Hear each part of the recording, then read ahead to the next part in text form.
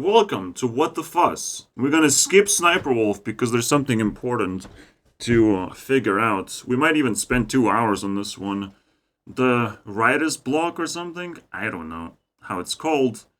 I don't really care.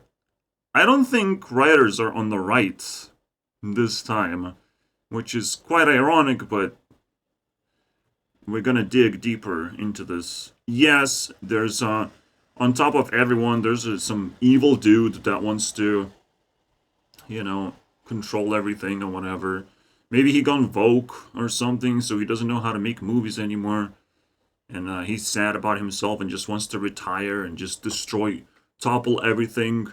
We don't know what's going on, but I'm speculating that Adam Conover and the rest of the gang that's fighting for writers' rights not gonna get anywhere, to be honest. Because I'm also a writer that nobody gives a fuck about. So, that's cool. It's just an American first world problem. Basically, it's a very unique problem, I think, that I will not be able to relate. And that's great, because I want to be a devil's advocate and to become their enemy, basically, just for the sake of them working a little bit harder to try and defeat me first, But let's start with this guy. This guy is also claiming to be a writer and all that shit, even though he kind of makes somewhat boring skits where nothing interesting is happening, simply because you might want to hire someone else to do the second character part. You just want to do that naturally. You have to find enough courage to do that. And he's old enough to do that as well. Because that makes things very boring if you see the same face over and over again, just trying to talk. I do that, alright? I do it on this channel. You don't get to see my face though, so you never really know what's gonna happen. Maybe there's a person next to me. No, there isn't. I'm sorry about that. But there's Timmy. Somewhere. Roaming. Okay, I'm not gonna joke about Timmy, but he's somewhere, guys. He's somewhere deep in society. Anyways. So let's start where it all starts. I guess movie up, because he's talking about a movie. Alright, let's begin our journey. The first 5 minutes of this Pixar movie is going to be the saddest thing ever. What do you mean? The main character is going to get married to his childhood sweetheart, and it's really nice. And they're going to have all these dreams that aren't going to come true. I mean, sure, our Pixar movies usually have, like, emotional moments, towards the end, but the first... Again, nothing unexpected can possibly happen when you're just filming by yourself. It's very, very difficult to manage the whole scenes. And you have to hold the camera. So, in very rich comedy, yeah. First 5 minutes? How ironic. And then they're gonna want kids, but she can't have kids. So, a little bit of a background, right? Not from this guy, just from writer's block. First they have to coin out a term of how do they call it. Because it's what is that? How do you call it?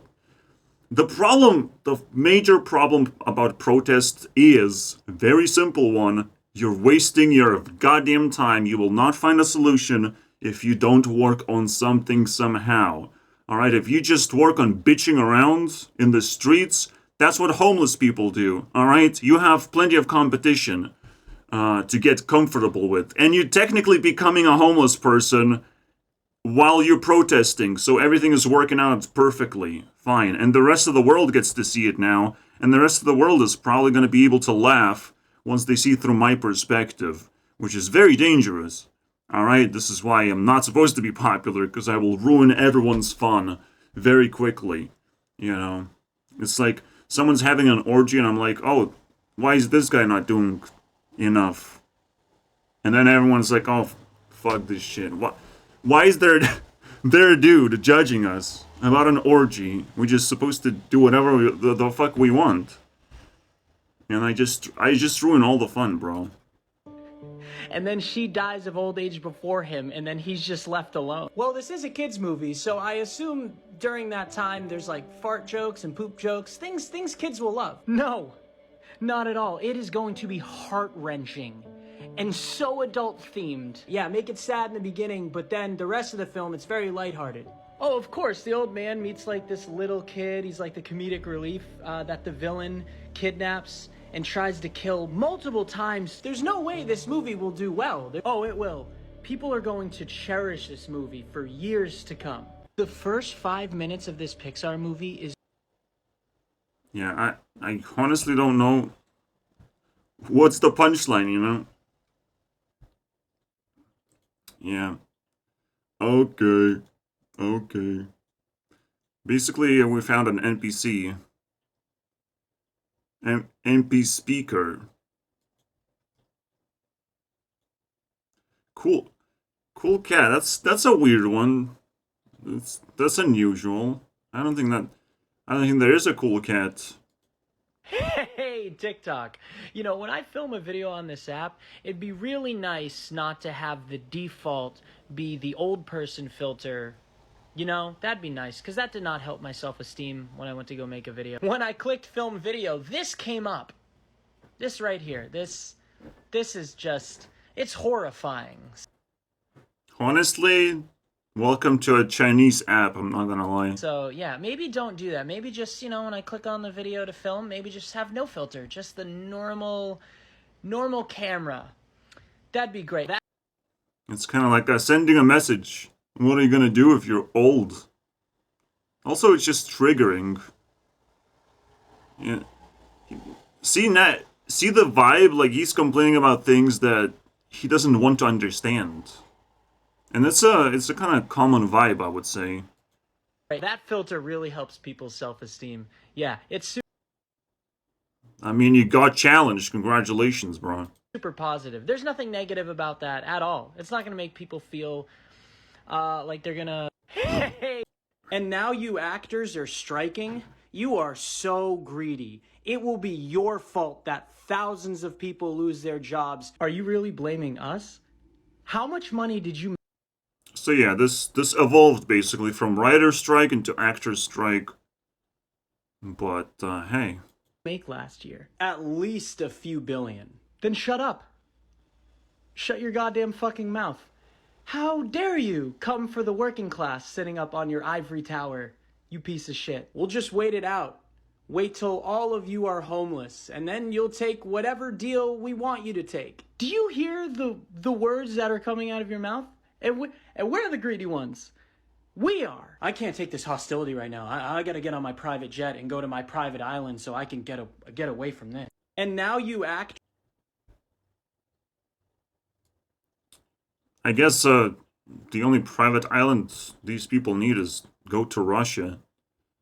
There's plenty of land there. But I don't know about the actors just yet. I'll strike back. 95% of SAG actors don't qualify for health insurance. I don't know what the fuck SAG is. Including myself. 95% of SAG actors can't make a living off of just acting. They need side jobs to survive. So that's a pretty good indication that acting is for losers. Including myself. Now, if I'm going to be honest, I don't book too much. It is a hard industry, so I wouldn't exactly say I'm consistently acting. But there are actors who are consistently working. And they still don't qualify for health insurance. And they still can't make a living off of just acting. What's the point of health insurance again? But this is your point of contention. Right here. Do you not see how messed up this is? Studio executives have gone on record saying that they're fine with us going homeless. They're waiting for us to starve so we come crawling back to them and take whatever deal they give us. Do you hear how fucked up that is? They are blaming the working class, that thousands of people are going to be... Funny enough, he complained about TikTok. Another ironic moment. TikTok not giving him enough views. And if TikTok authorities showed up and gave an offer, he would probably be like crawling back to TikTok and trying to improve his content. But someone is gonna do it for him. You know, there's gonna be people who will still take acting jobs or gigs or whatever. A new generation of people. Uh, it, they're just kind of forcing empty space basically. That will suck in a different type of people, a different perspective, and potentially it will refresh the whole film industry entirely. Yes, you will potentially have to crawl back, unfortunately, if you're complaining that way that it's very difficult and you need other jobs. So it's like just don't do acting. All right, clearly it's not working out very well. Going to be out of jobs. Apparently, they're just absolved of this. They play no part in this at all. They don't And have this to. is still your argument. So I am so sorry for being so wrong about them being billionaires. I apologize so much. They're not. I mean, I don't know what we're talking about. When we talk about billionaires, these are kind of like conceptual people. They're not even real in a way. It's another just celebrity type of nonsense. But by the way, like, yeah, some celebrities get up to $1 billion, and they are not in control of anything but masses and masses of fans and weirdos, I guess. Which also would have to crawl back, I guess, at some point. 'Cause, the purge is gonna happen. Yeah, but I have a feeling that this sort of story is gonna be another indication of how 2024 is gonna look like. But first, we have to punch Putin in the balls for threatening Europe or whatever, NATO.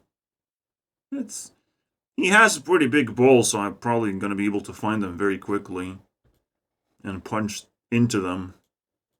Bob Iger, CEO of Disney, he's worth almost $700 million. So you're But yeah, the reason why I talk about Putin and Russia and whatnot, it's a closing era, basically. We are at the peak of the closing era.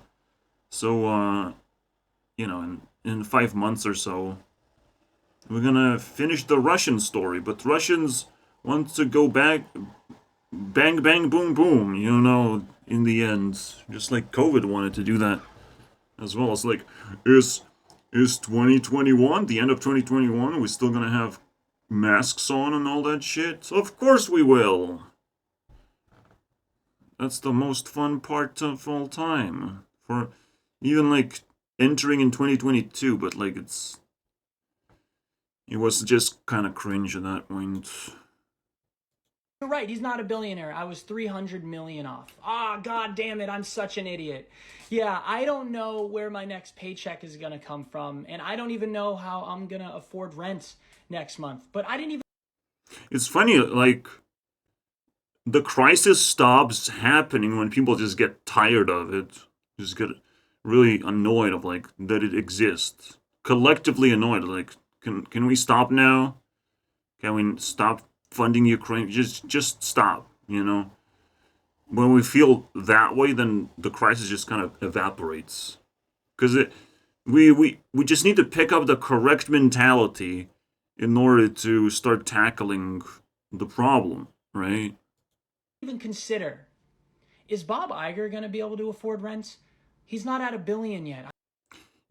You understand, right? Like what's kind of being fueled here, fueled some kind of rage mentality against wealthy people who have extracted wealth and technically have plenty of power to kind of semi-enslave people. The solution to this is creating alternative monetary system because economy sucks anyways. We're going through inflation. Everything is out of control. So the best thing to do is just figure out how to fucking exchange money between ourselves. Like if you're actors and writers, you can solve this problem. All right? You guys can solve the entirety of the economy problem with just creating new form of currency. You just have to act and pretend that it works, and writers have to figure out how to program it so it has a pretty cool story behind it, so people are drawn to it. That's all you need to do. You just combine the forces. No one hears me, though, so we're screwed, basically, you know? Even though I know how this apocalypse is turning into, I cannot save anyone. So it's just kind of devastating to sit here. I'm just like watching a horror movie, and I know these people are real, but I can't help them. So, you know, technically you guys are acting to the rest of the world, screaming in pain, becoming homeless. We're eating popcorn very, very quickly because we know the ending. You will become homeless if you don't listen to the audience. And that we care, you know, we care, but you guys have to find a better solution than just protesting and talking shit. I'm so dumb. I'm probably wasting my time with this video. Absolutely you are. Someone with a nameless face on an app that doesn't even matter. I'm not nameless. You want to argue with YouTube CEO? No one heard me. You know, this guy didn't hurt me. This guy didn't want to, you know, find out if I'm nameless or not. But you need to do a little bit of digging, you know. 200 people commented. First you find an unusual comment, and then check if they have some kind of profile of some kind. Technically, I don't have TikTok profile, so it's very, very difficult for me to prove anything in a convenient way. So technically, you know, I went halfway into madness, right? He will not reach out to me, and I will not reach out to him because I didn't make it convenient enough, and he doesn't care, you know. All right, let's continue.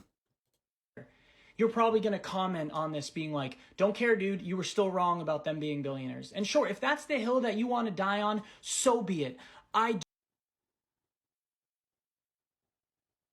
Wow, so he's assuming that he doesn't care, and then I don't care, and nobody cares. Let's go, baby. I don't care is a trap. All right, I've discussed this a little bit, but saying I don't care, you must understand, it's a trap. If you get to say those magical words, like there's probably something wrong that you have done. You went in the wrong direction in the first place. It's like you met a bear, and now you have to run because you shouldn't have went into the forest that much to the point where you don't care about something. Even about little things, you don't care. Don't care. But I'm going to make an example of you. I don't care, but I don't care about you not caring. I care about everything, bro. So you can just skip the part where you see I don't care and you don't care or whatever. I'm going to make an example of you to the people who do see this. He seems like he needs a writer, you know? You are the problem. You are the reason why the working class doesn't have a voice. You have to pay him to do that, unfortunately. People do whatever the fuck they want. And they do care. They do care. They just don't care about you specifically, especially when you bitch around like that. They're just gonna do something else, you know, for that time being. You are defending the rich. You are probably working class yourself, and yet you are defending people who don't give a shit about you. Who would probably step all over you. Who make money off of you. I don't need that much money, but I do need a good job. That would be nice. So if anyone wants to make money out of me, I'm up for hire. So if this is the hill you want to some extent.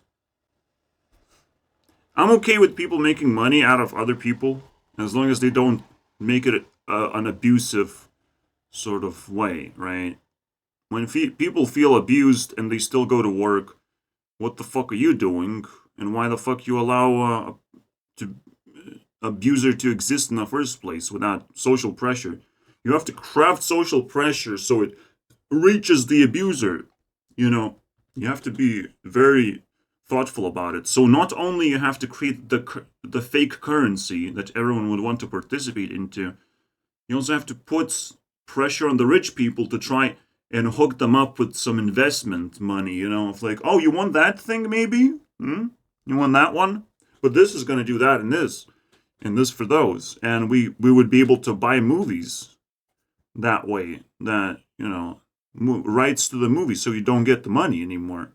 You know, that you can start scaring rich people just because you have invented this new technology and they will still believe it, you know, because they have no idea how anything works. They just got rich and they just want to relax now, clearly. But anything new shows up, like, people get old and it's very difficult to try and keep up with the youngsters with their strategies. You say, I will hack your computer, and people fucking run into the forest and start howling like wolves, because, god damn it, technology is scary, because there's somewhere, somehow, a hacker. Maybe even a Russian hacker, bro. That is goddamn awful and scary, bro. Want to die on, go ahead. They say don't bite the hand that feeds you. You want to die on this hill? So this guy's literally like, oh, come at me, bro. Come at me. You're gonna have to climb a hill. The only time you have to climb a hill is when you're dealing with me. All right, the Satan or Santa, whichever one you like. But you're basically trying to give me your wish, and if you're evil, you're starting to climb a bigger and bigger mountain, and you realize, oh shit, you have to turn around because I'm very, very repulsive. And the only time you can actually talk to me efficiently is if you're not boring. That's all you have to do, is stop being boring, which is actually much more difficult than you think, I would say. And I probably won't be able to say that directly, because that would be boring if I say to everyone, stop being boring. That would be boring. You know, see, life is very, very dynamic to the point where I don't want to repeat myself, and yet I have to convey the same message. So I have to find many, many different ways to do it. It is so weird. Life is so weird sometimes. You, but when the hand is feeding you scraps and you're malnourished, sometimes a bite makes sense. 95. Oh, sometimes violence makes sense. I don't think so, but you tell me. Cool Cat is trying to type something, so it pisses me off still. I want to demonstrate. This is why I segment your conversation into smaller pieces and not just talk in chunks like that. That's not good. I split everything, and this is bad. Just so you know.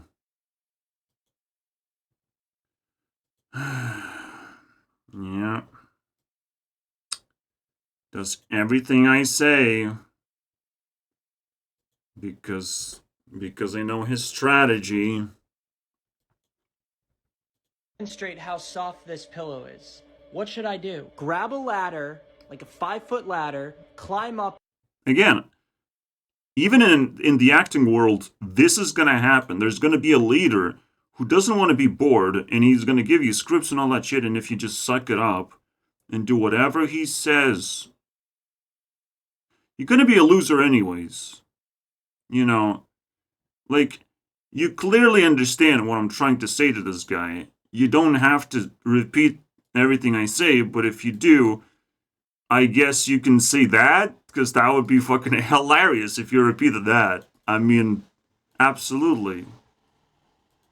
It and then drop a heavy ass bowling ball on the pillow. That's genius. That is a perfect metaphor for how human beings lay down on a pillow. It's a bowling ball, yeah? Right? Like, what are we gonna do? Get, like, testimonials from customers who actually use the pillow? That's so dumb.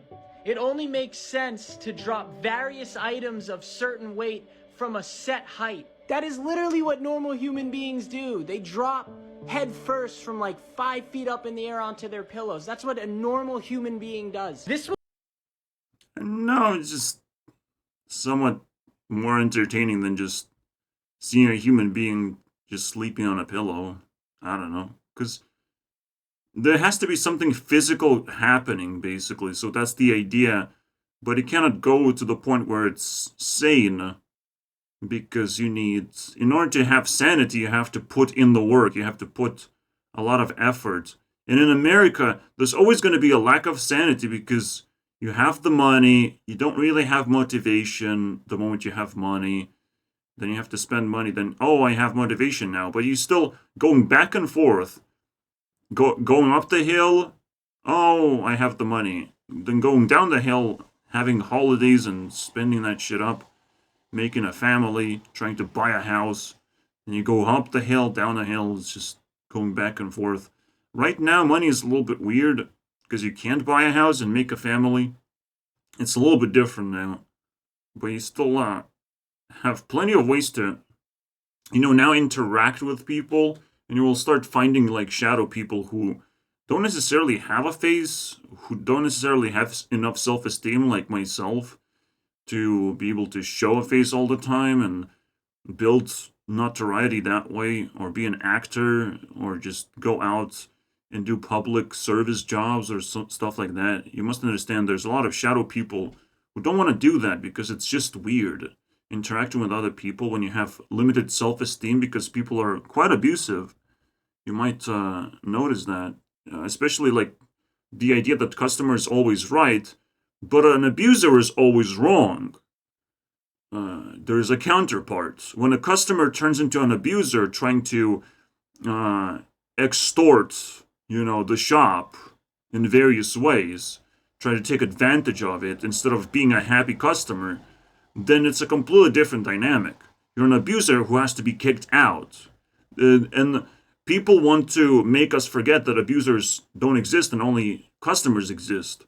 Only people who need things exist, and you have to serve them, basically. That's what, King Dynasty is all about, is just serving the king. Because you're basically forced to. King is the ultimate customer and forever will be a customer no matter how many heads he will cut off. Unfortunately, that's not how it works. Alright? What do you think of these new wider frames? I like them. Look what I can do with them.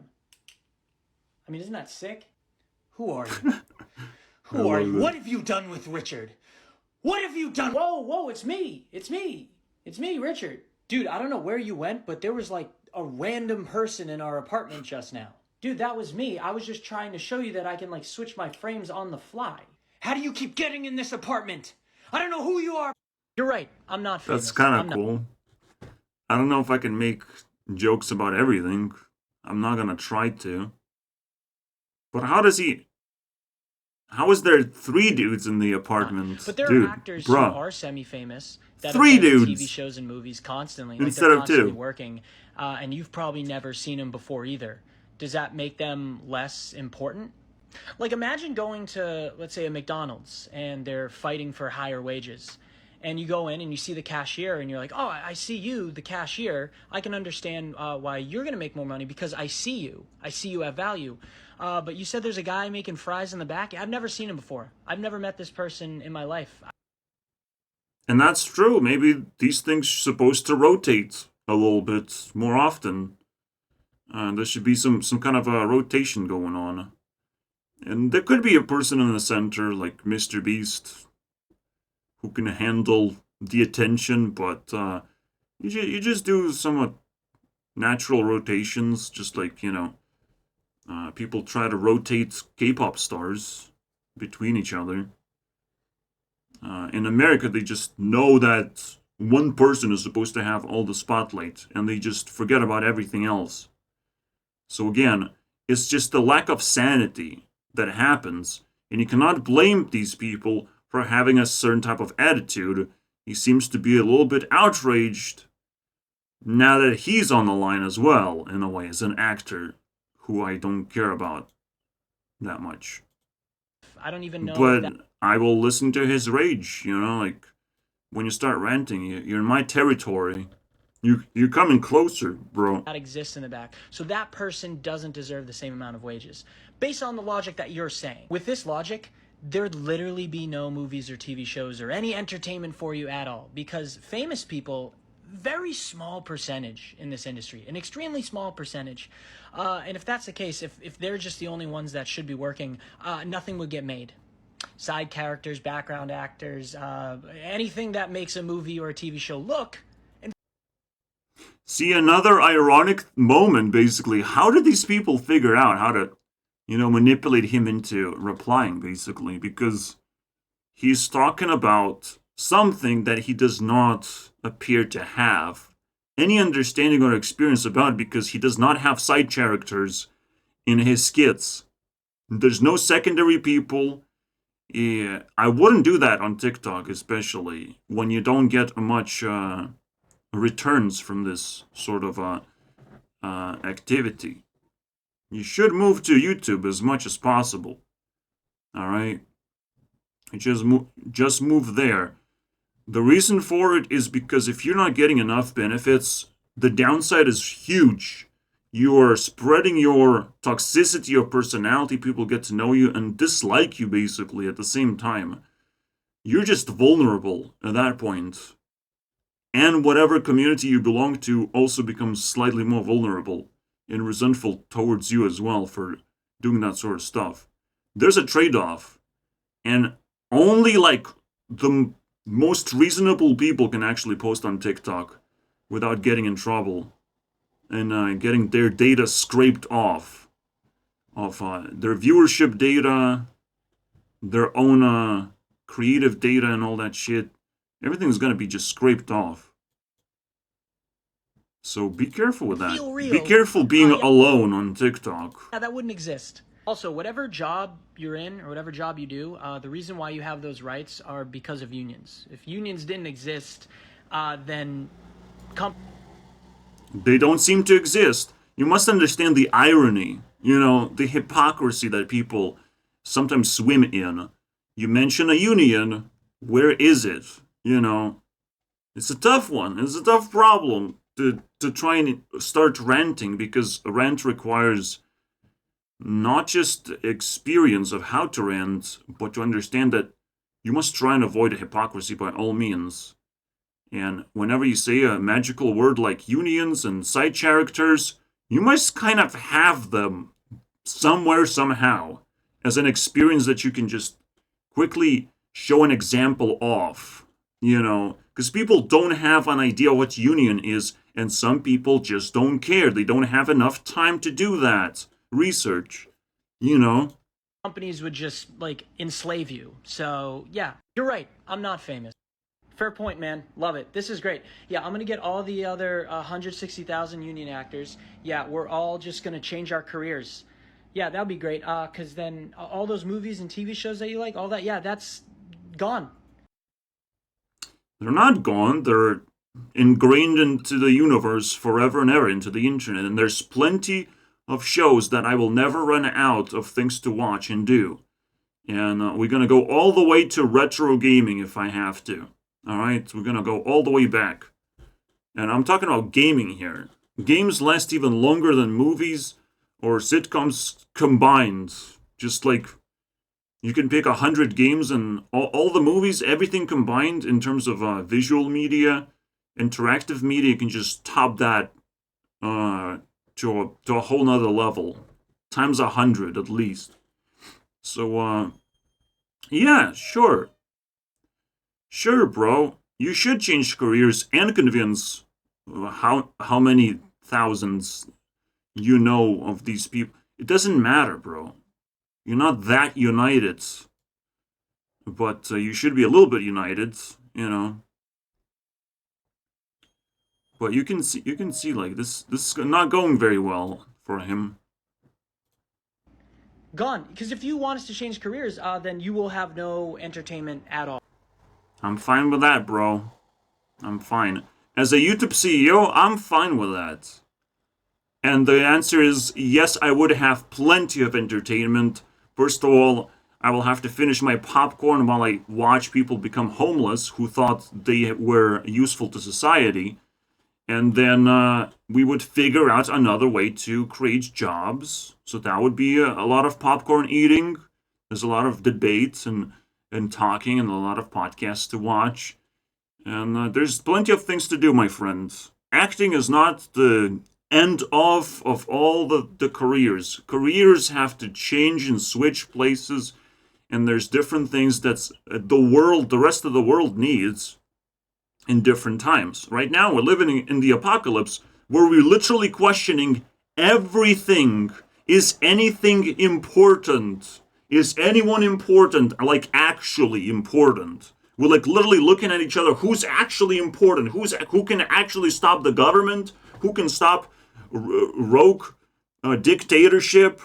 You know, who can stop these things? Who's the dude that we're supposed to talk to and elevate the power level of? Who has the influence to actually do useful things to society? Because we seem to have a lot of things right now, but we don't have a way to protect those things.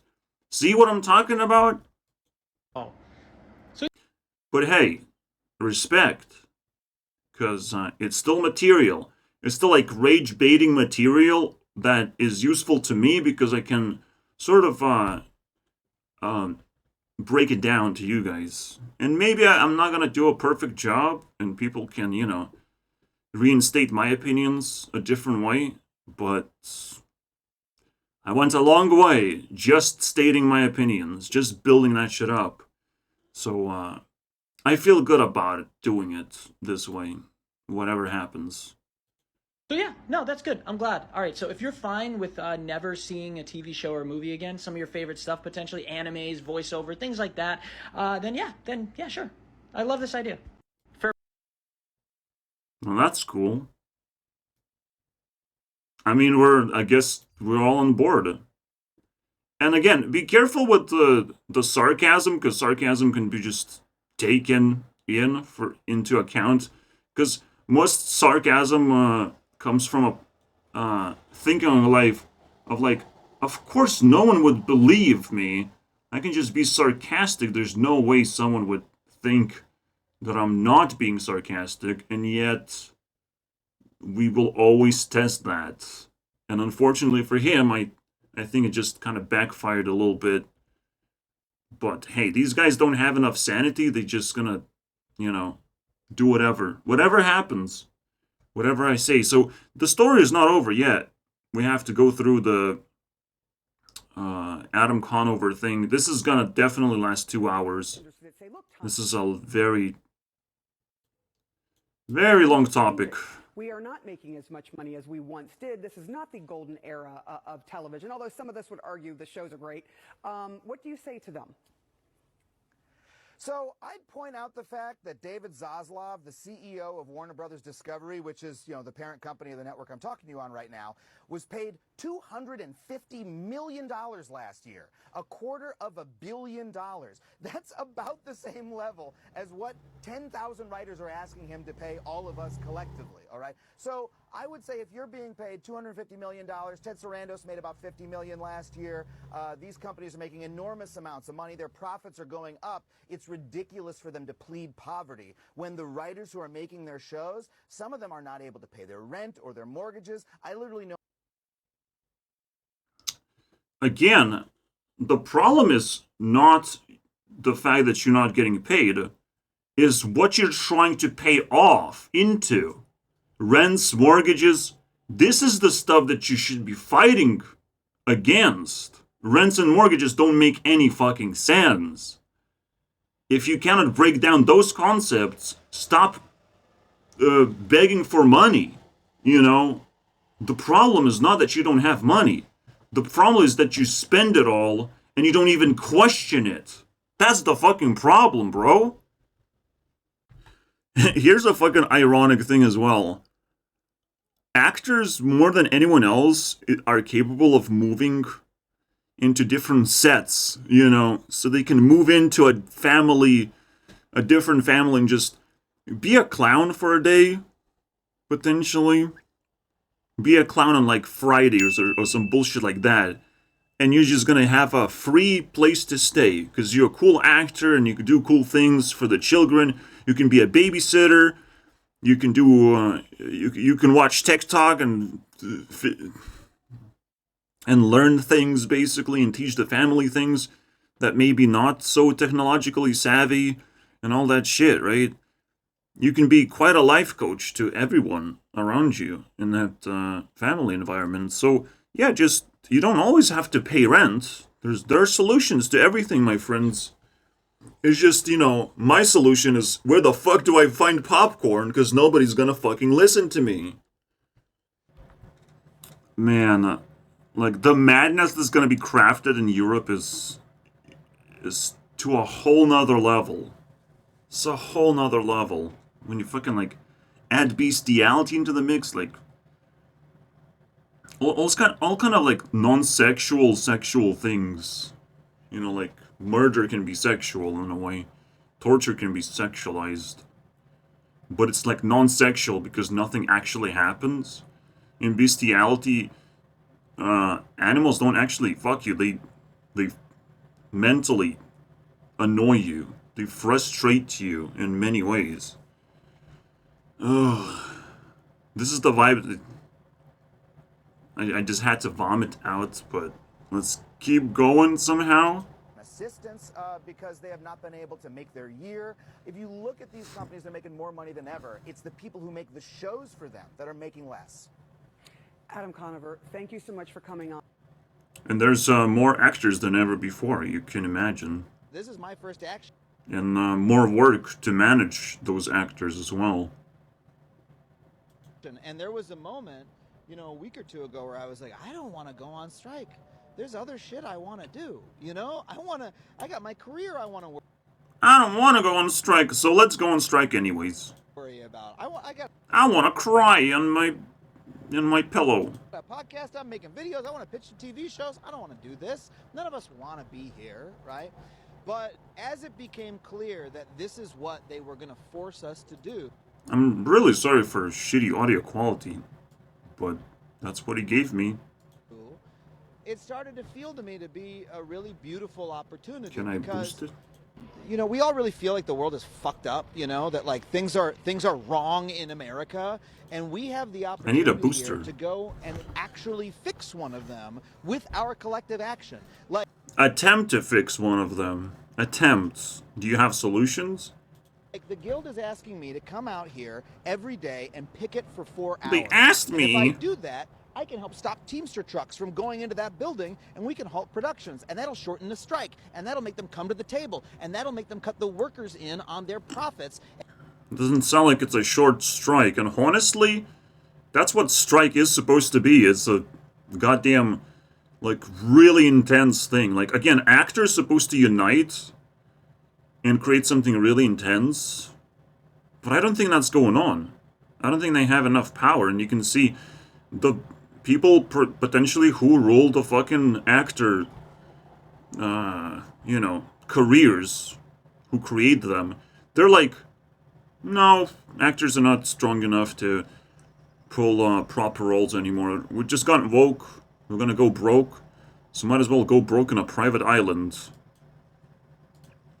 And I get to actually move the boulder of how fucked up things are in America by showing up here with a sign. That's incredible. How many issues are there that you care about, that you would like to do something about, but there's nowhere you can show up with a sign to do it? You can't show up with a sign to climate change. You can go join Sunrise Movement and stuff like that, right? But like...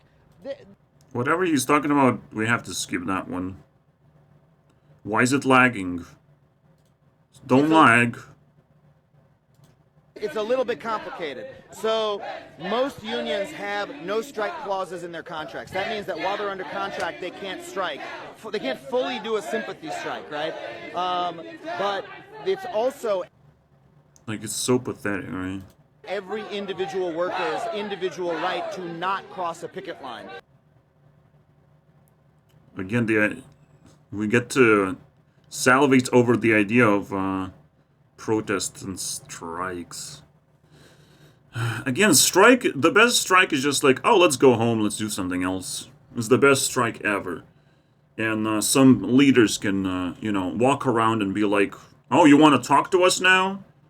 That's the most efficient way to do it. If you don't do it efficiently, you're just doing marriage. You're reinventing marriage, which was invented 200 years ago.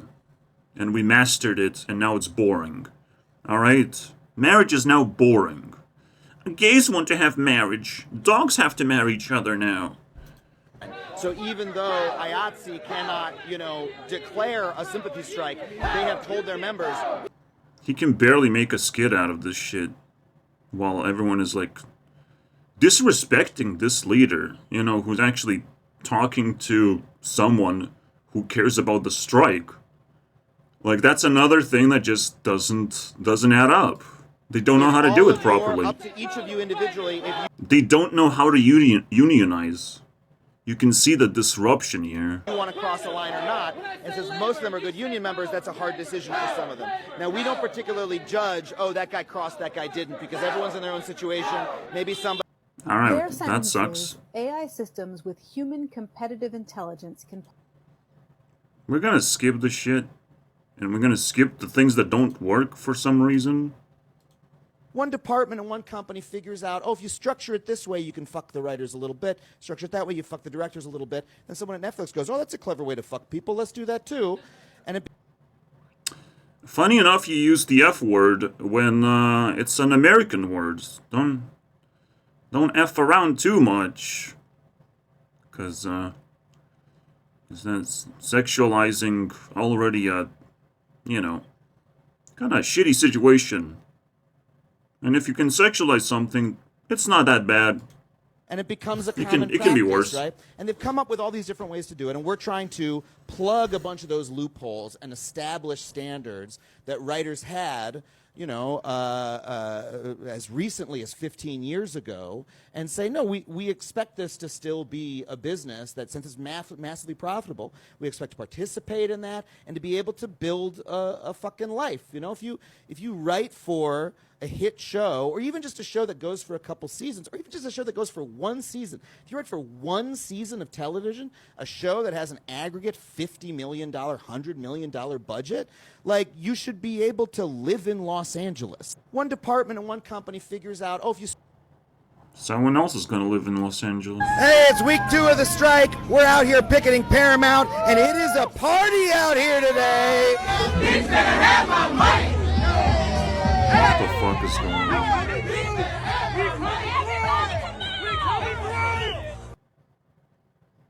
Oh, a bunch of black people came to the protest to disrupt the movement as well.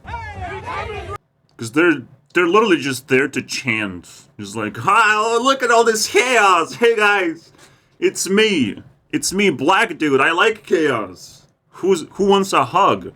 I might backstab you. 10% of you will be backstabbed. That's right. We're writers on strike. That's right. We're writers. Doubled. Wait. There's not a single black dude without a sin. What is that? That's right. It's just weird. We're writers on strike. That's right. That's right. We're writers on strike. That's right. The vibes on the picket line are immaculate. Black writers had a meetup here today. We're writers on strike. Like, this is so pathetic, bro. Latino writers had a meetup at Netflix yesterday. Writers are coming out to the picket line every day to tell the studios that we're not going to let them eliminate the writer's room. We're not going to let them force screenwriters to work for free and call it collaboration. We're not going to let them turn late night writing into a gig job. We're going to be... Again, it's obvious that you're out of your job. They told you nicely. It's like, well, you can work for very little amounts. Because we don't really have self-esteem to give you. Acting is kind of a self-esteem thing. People do praise you to some extent. But yeah, like this, I'm still in the devil's side and very, very deeply tucked into it. Because I don't see nothing, bro. I don't see nothing. Another We're not going to stop glitched out making one. American television and films. That's not how this ends. Yeah, I mean, I think the way forward is I will not stop doing that thing that not many people actually need right now. When there's a lot of crises going on. a fair deal. It's not a love. most people have to understand sometimes we have to sacrifice entertainment for the sake of actually doing a job, and the first thing that we're going to do is sacrifice entertainers, all right? Later, we're going to sacrifice entertainment, which is going to be the finale, all right? The very, very final thing.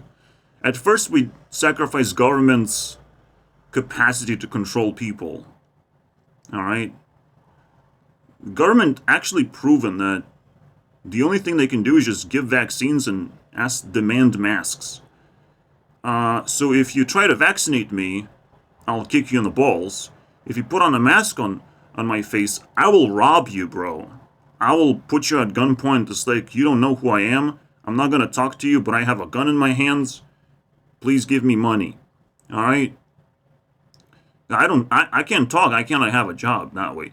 So it's where it started. But now we just got a reminder of like, oh, a dictator can just declare war on something. And we just have to, go to war. We have to get drafted and send money and deal with inflation. War can happen at any moment. So fucking frustrating. So now people's safety is on the line. Now we're just like, okay, we have to sacrifice something because this is uneasy. We have literally no safety. And government is not going to save us either. What do? We have to sacrifice entertainers and then entertainment.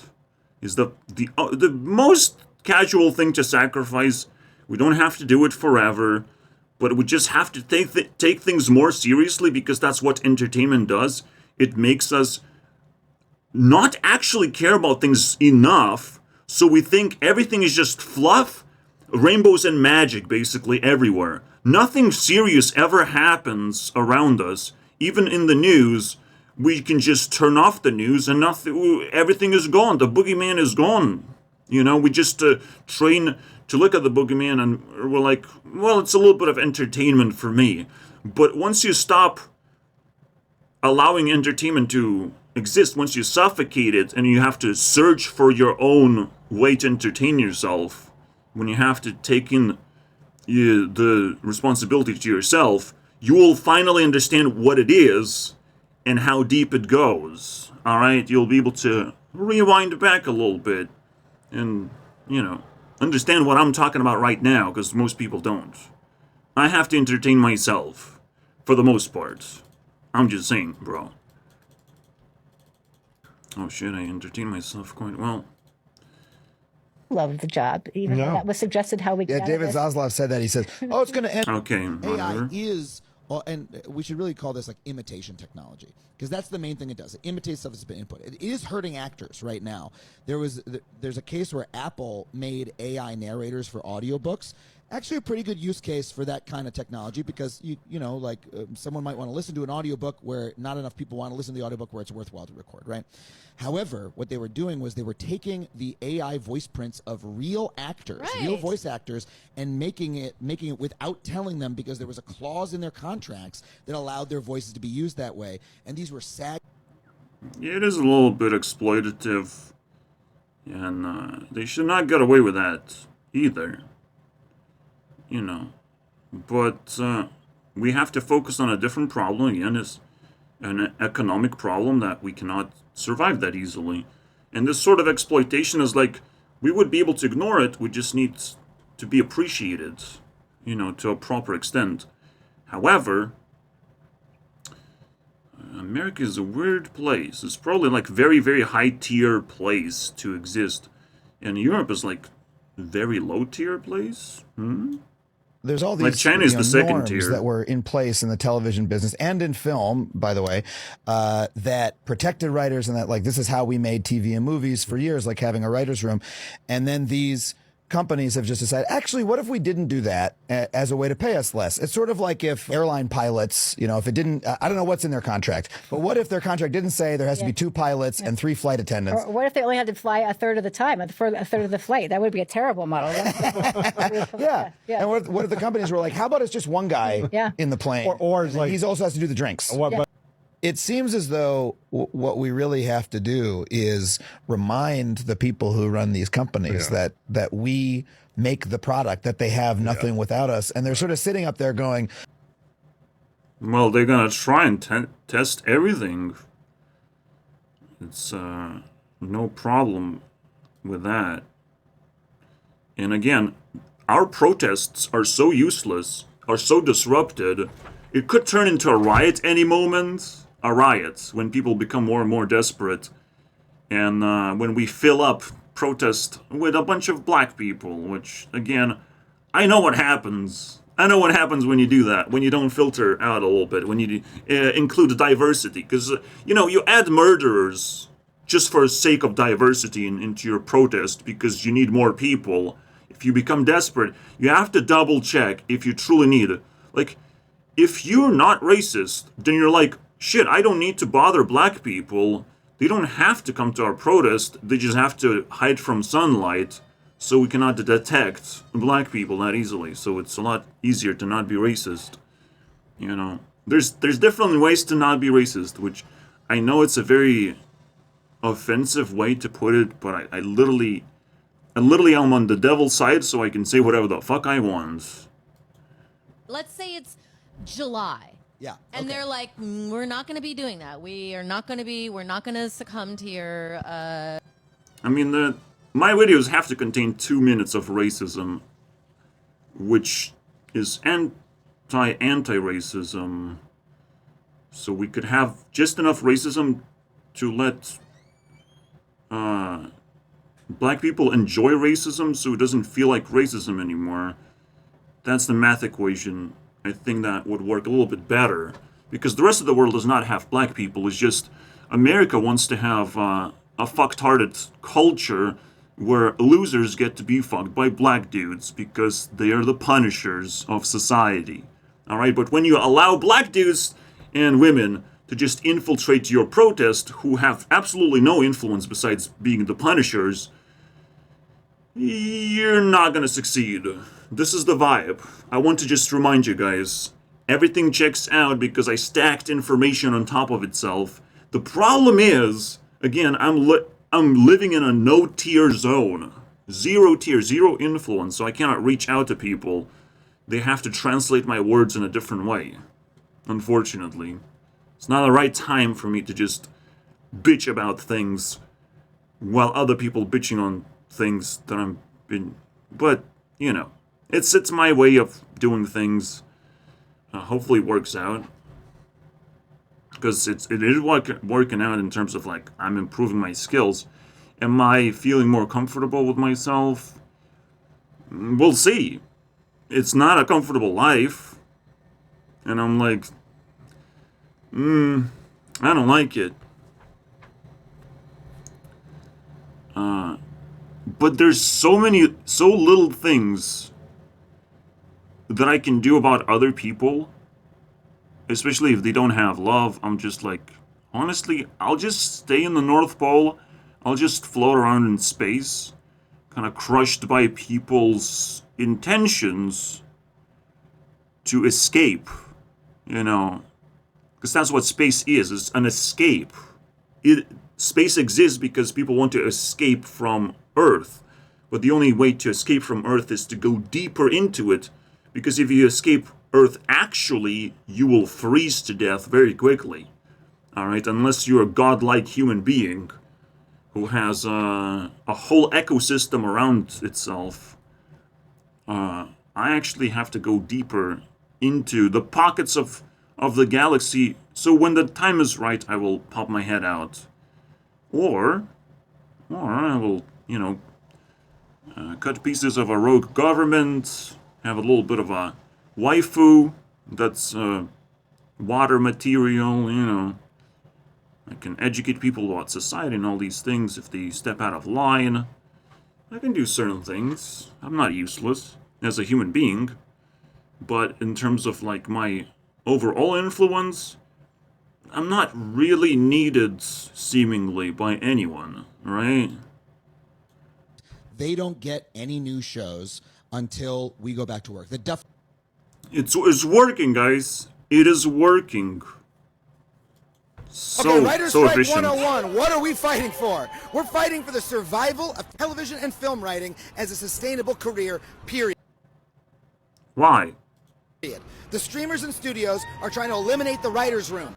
Oh, you don't answer why, though. They're trying to force screenwriters to write endless drafts for free. Oh, so you're just resisting... You're resisting arrest. Please don't resist arrest. Or I will shoot... I will shoot a black dude. Late night writing from a career into a gig job. I will shoot a black dude of my choice. And we're not going to let them. We are out here depriving them of our labor, making sure they get no new shows until they come to the table and actually bargain over our issues. Sorry about, again, being super duper racist. I'm just kind of making a very racist joke that black people can take a hit, stop using white privilege. Black people have to decide if I was racist or not, please. You must understand. I know they also want a lot of power, but they have to decide and, you know, tell it to you. So it's a lot of work that you have to do to not be racist when attacking semi-racist jokes, because I might not be racist too much. Again, the equation, all right? You have to be a little bit racist if you don't get to hang out with black people, so they might get attracted to you. How about that? You know, I have excuses, but this guy didn't said why. So I was like, we have to sacrifice someone because you guys are resisting arrest. And I'm pretty sure that you have some expendable human beings there that I personally don't like. All right? That was the joke. We're up against the machinery of capitalism, right? I was making fun of Ted Sarandos and David Zaslav. It's not about these individual guys. If they were to drop dead today, a new CEO would come in and do the same thing. It's about the machinery of capitalism. It's what Wall Street is demanding. It's what the stockholders are demanding. They're demanding them to press our labor down. No, the capitalism is sucking you dry with rent and mortgage. Are you blind still? It's not the fact that you're not getting paid. It's you're getting paid, but you lose all the money. That's the problem. Also, you can try and move to a different country. Maybe you don't need American entertainment anymore. Maybe you need a different form of entertainment. And maybe you need to embrace the entertainment we can already do, because there's one thing that these people understand. They're competing against the rest of the entertainment and the rest of everything else that sucks in people's time. Alright, so YouTube is a competitor to movies and all that shit. Just YouTube alone. Then TikTok, when people are relaxing and fucking scrolling around. My mom is doing it every day, but on Instagram. Like, do we need movies that badly? Will we get up all the way to the mountaintop and demand ourselves a movie? Or have we made enough of them is the question. I think we did. So we can topple down a little bit, find a different fucking thing to do, now that you collectively figured out that you have been screwed over. You know, no one wants to tell you and everyone else the same message of like, you guys are fired because blah blah blah. We kind of don't need writers. You get to decide if writers are needed by getting yourself employed even in a screw up situation. You know, that's it. You get to decide. Now you're deciding, we want money really badly. What's gonna happen? I don't know. You become a beggar eventually, and walking down the streets with all kinds of black people. Good luck not being homeless, bro. Good luck. Alright, you will have to feed a lot of homeless people in your future, my friends. The glasses look tasty. I was diagnosed with ADD, and they prescribed me what was then a brand new drug called Adderall. Oh, okay, we got some woos for Adderall. Kind of weird to woo a prescription drug. Now the question is, are we done yet? Or how deep will we have to go?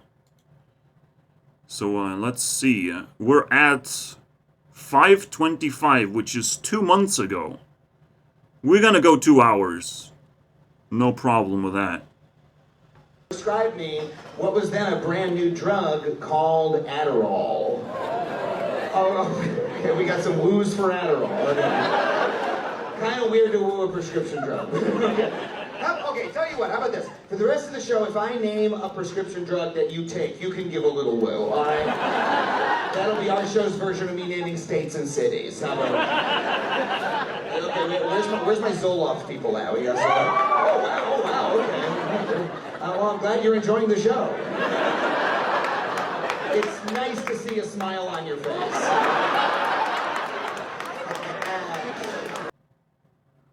This is pathetic, I want you to think basically. about the fact that you're one of those people, you take your... Because again, you have to understand, there's no real punchline. He just kind of dragged you into a more negative state. There's no punchline in the end. You always have to... That's how you deal with comedy, right? You're dragging someone in the negative state because there's something cool about it. But when you're just dragging someone down and it's like, there's gonna be a punchline, right? Oh, there wasn't a punchline. That's pretty cool, I guess. What the fuck? You just make everything awkward and things get really fucking nasty. Alright? So if you don't have punchlines, don't be a comedian. Alright? Don't stand up in front of people. They will, do bad things. Or think bad things. And that shit fucking stacks.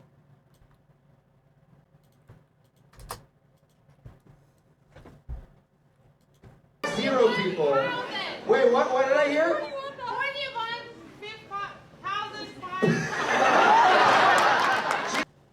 She got so many emails, she's forgotten how to say numbers. I don't know what that means when people care too much or there's so many emails. Because, Gmail, like, filters out the relevant ones. You have to check them out, just in general. When we I don't know. oh man, that was... It's another just negligence and people laughing at that. It's like, oh, who's the most negligent person? There's so many unread emails. Like, people send me all these things, and it's like... I mean, if you are a celebrity, then you can just fucking flex at this point. It's more of a flex, so it's not really a joke. How did he start the joke? I want you to think about the fact that you're one of those people, you take your phone out of your pocket, you unlock it, your friends see over your shoulder, they see that little red number in the corner, and they gasp. You have 15,000 unread emails? When we think of like, oh man. I mean, you do whatever it takes to not have the red icon on your screen. Because it's a little bit alarming.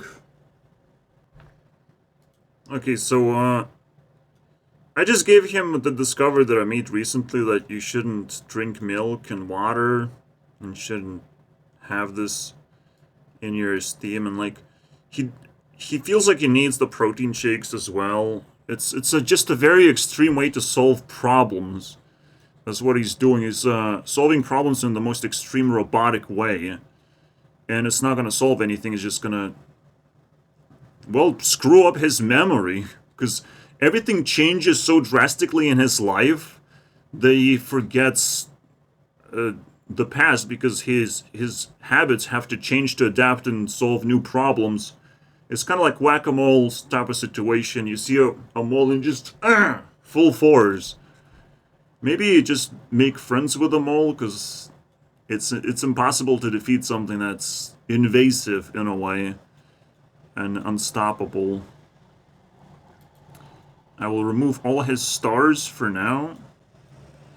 But each time someone asks me to grant them a wish, kind of genuinely, and they have genuine problems, they will try and dump those problems onto me, and that's not the solution.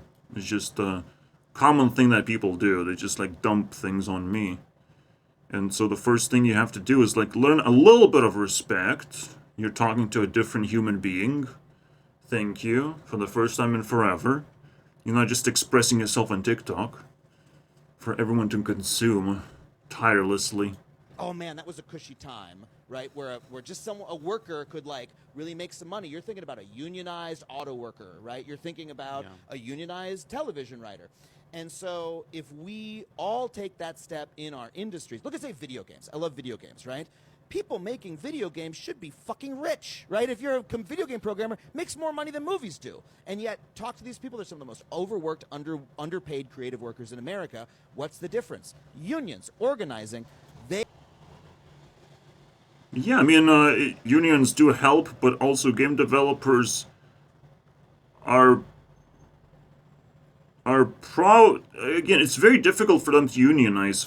They are introverts for the most part. They are nerdy, so they care about their own little thing.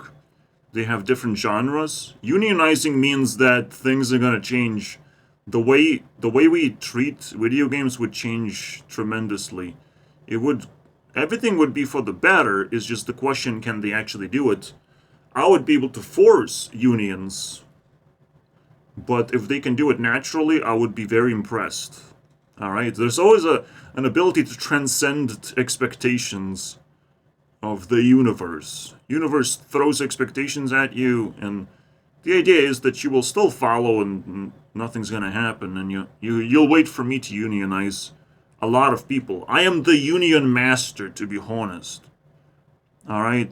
I'm the kind of repellent of a lot of forces, but I can repel them into a tight little neat place. So I can circle them around. In fact, I have the perfect power system, because I'm hooked to Ariana Grande, bro. I can just mill down a lot of people into a tighter space using her. But I haven't even started my work. I'm just training myself to try and figure out how it truly works. What is the full matrix of that, system? That I have to comply because I get plenty of happiness and I have to spend that happiness somewhere. So I could be happy leeching off more happiness. It's just an endless cycle of consumerism that worked in America, so I'll just adopt it to myself too. No big deal. I have to have a little bit of a rigid system and explore Russia and China, but only once I truly connect to my loved other side, other piece of me that I need to create a double wildcard and kick everyone's ass the way I want to, and somewhat the way she wants to as well, but you get the idea. They have the ability, though. The video game industry right now is just as new as film was in the 30s. If they were to really get together and unionize and organize, holy shit, the amount of improvement they could make in there. There's basically a lot of hidden tricks in the game industry that I'm uncovering. Even like copying and pasting a game, or making a code readable for masses, or even like typing in a code. Right now I cannot code this thing. I cannot code it. I have to code it in Unity and then create a separate, just compile it into this. If I could code it somewhere in a text file and it immediately changes, it would change the way I work tremendously. And I could potentially do that, and it would be very helpful if you just log the code, then you release it to the public. You maybe just detach the code so it locks automatically. It saves it in the system. But like all this compiling timing, all this nonsense, like you can probably cut it into like nothing, because a game runs like this, and why is the code supposed to be so complicated to put together? You're just reading ones and zeros still. You just cycle the code a little bit and you figure out how it works. So AI can figure out a solution for that, potentially. There's a lot of like very weird tricks that we all need as game developers, and once we have all the tricks, we can start uniting forces. But beforehand, I wouldn't recommend, but if someone can figure out how to do it faster, I'm all for it. Don't bother me. I don't know how to do it yet. I'm just gonna wait for my time to shine to begin with. While I'm squeezing everyone, every single community I'll be squeezing. In federal juries, which is where a lot of these civil rights cases come, you're excluded if you are a felon. If you've ever been convicted of a felony, for life, you're excluded. Wow. So because of racist policing and Right. racist criminal prosecution, Right. who disproportionately is excluded? Maybe you don't want black people ruling over you. I'm just saying.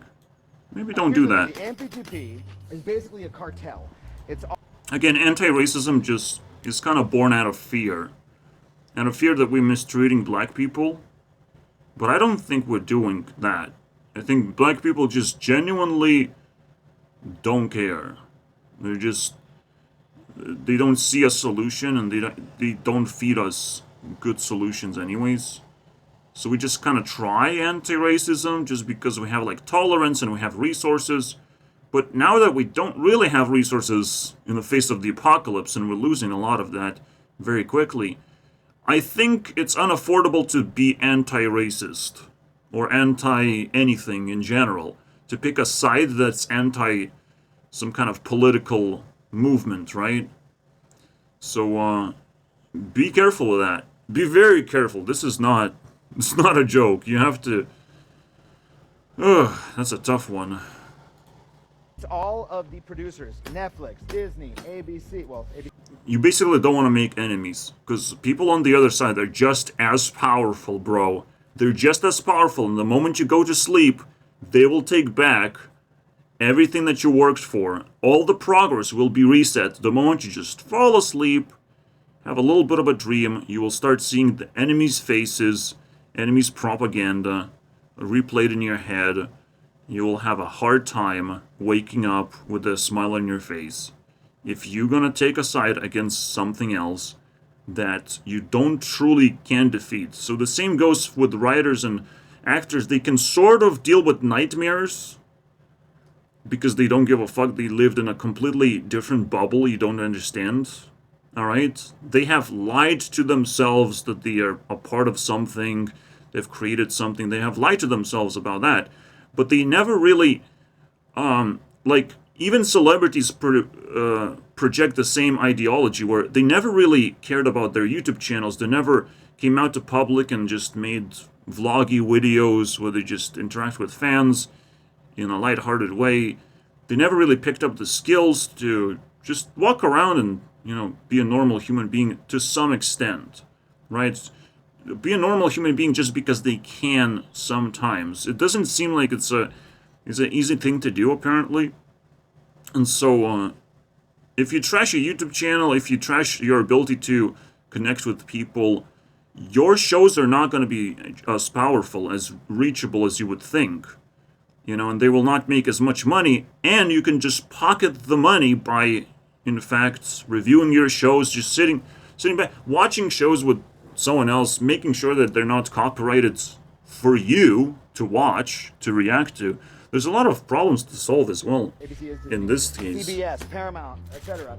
They all got together and formed this organization called the AMPTP that negotiates with us jointly. And we have to negotiate with Too complicated. What is the most expensive city in America to live in? Well, if you're like most people, you might guess New York, Los Angeles, San Francisco. Sitting on your ass and doing nothing is the most expensive city.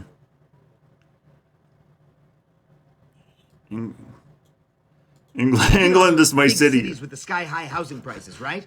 But there's something more important to consider. What determines if a place is too expensive to live isn't just how much it costs to live there, it's how much money you can earn if you live there. So what you need to do is compare average income to rent. For instance, if you're on the left side of this chart and you're only spending 10 or 15% of your income on rent, then you're not particularly rent burdened. But if you're spending 50 or 60% of your income on rent, then you got a problem. So what we actually need to ask is what the price of housing is in an area compared to the average income made by the people who live there. And when we do that, we find something really interesting. Check out this graph I found on usafacts.org. The median renter in New York spends 31% of their income on rent. That's pretty high. The median renter in Los Angeles spends 33% of their income on rent. That's also pretty high. But the number one most unaffordable city in America is, drumroll, Miami, Fort Lauderdale, West Palm Beach, where people are spending 37% of their. It says Miami and Palm and Beach and Fort and whatever the fuck Lauderdale means. That's just sounds expensive, bro. Don't worry about it. Income on rent, the highest in the nation. So even though the price of housing in Miami is a bit lower than those other cities, the minimum wage is a lot lower, which means you need to work a lot more hours just to pay your rent. It never seems. This applies to a lot of like tech guys.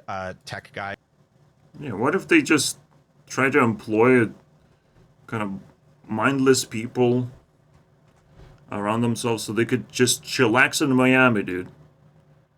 I don't know what he's conspiring against here, because again, I can break down data this quickly. It's just like, what if blah blah blah, you know? Have you considered this?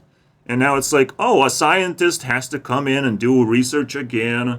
No, it's just like, don't treat data, collections of information that seriously, because they can be popped just like everything else. Except you need a hammer to pop it, because it's a fucking block of ice, and it needs a little bit more force, but I can still do it with a pop. I have enough power, mental capacity to do that. Is this sort of regret that they don't have a time machine and they can't go back and like hire Tim Berners-Lee and turn WWW into a whatever. Too long. Go shut down a Marvel shoot? Wait, what? Really? I think the shoot that they need more people to try to shut the gates down. So we could try to go do that if you want. Yeah, I would love to shut down a shoot down there. Is it a Marvel shoot? Okay. Yeah. Let's go. Let me look it up. Yeah. If we go What create the a fuck? line at this location, the Teamster trucks won't cross, and the shoot will shut down. Yeah.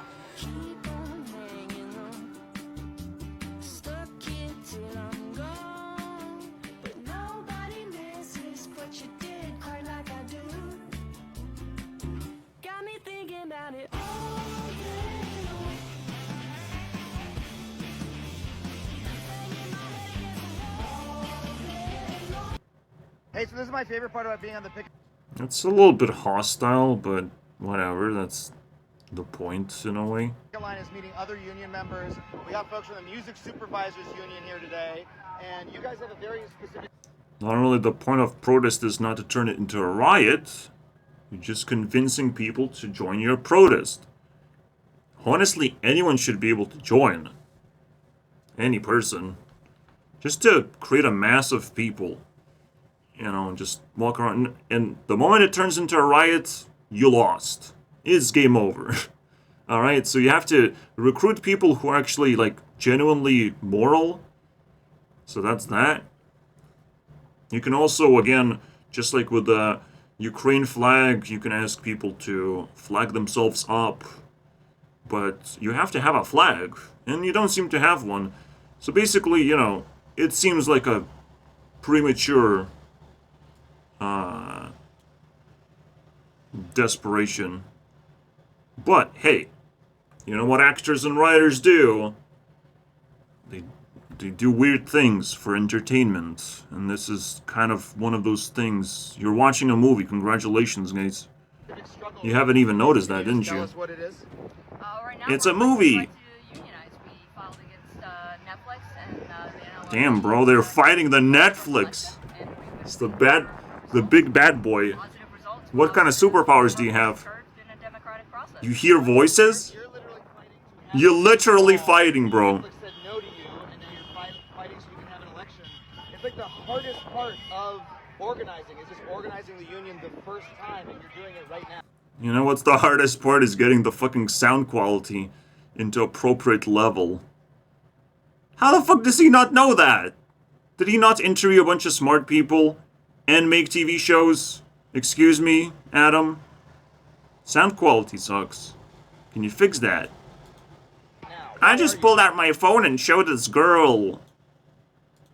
Well, Netflix refused to recognize this voluntarily, as did the AMPTP. So this is the way to move forward. We're just asking that we have the same things that our coworkers have. Today, we're going to show up and we're going to support one of our strongest coworkers and storytellers, the writers. Without them, Well, she's happy. She's happy striking. She would be a wonderful homeless person, and looks hot enough to be a prostitute as well.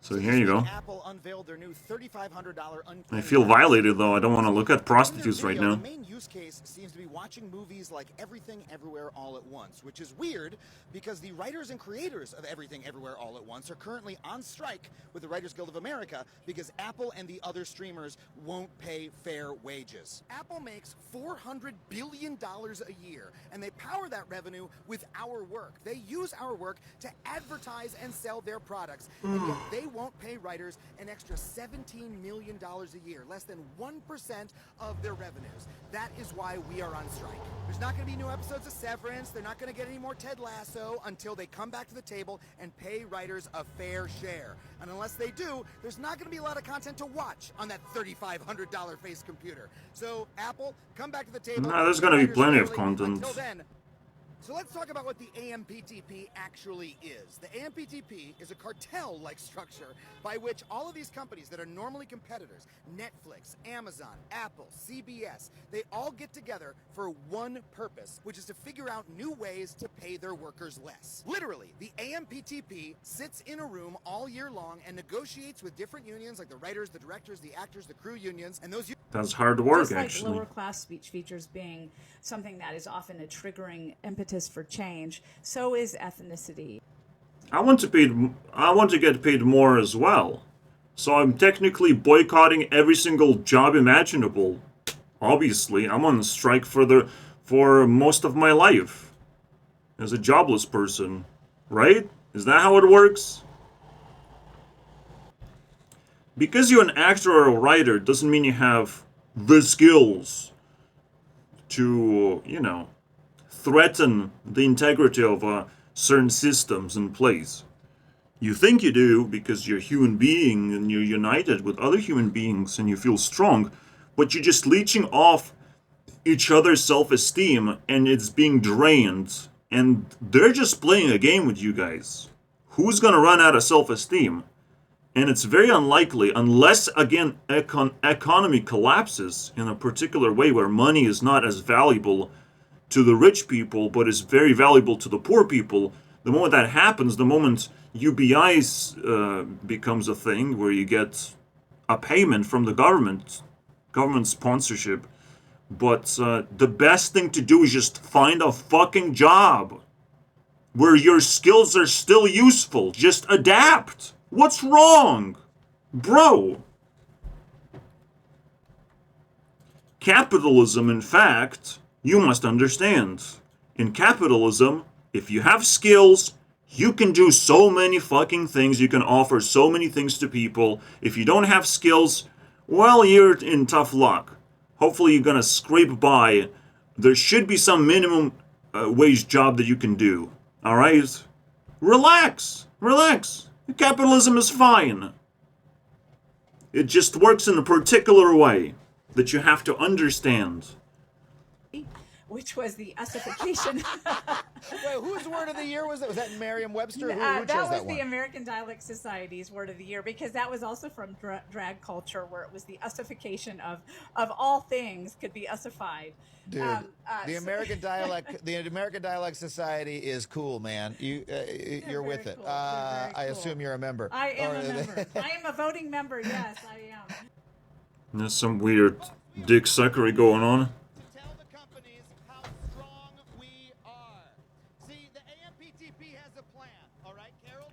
All right, show me how strong you are.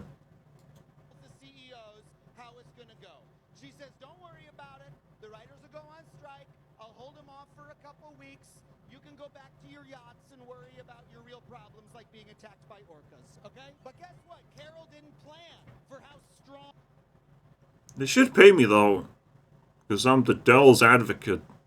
I want to get paid by these rich people.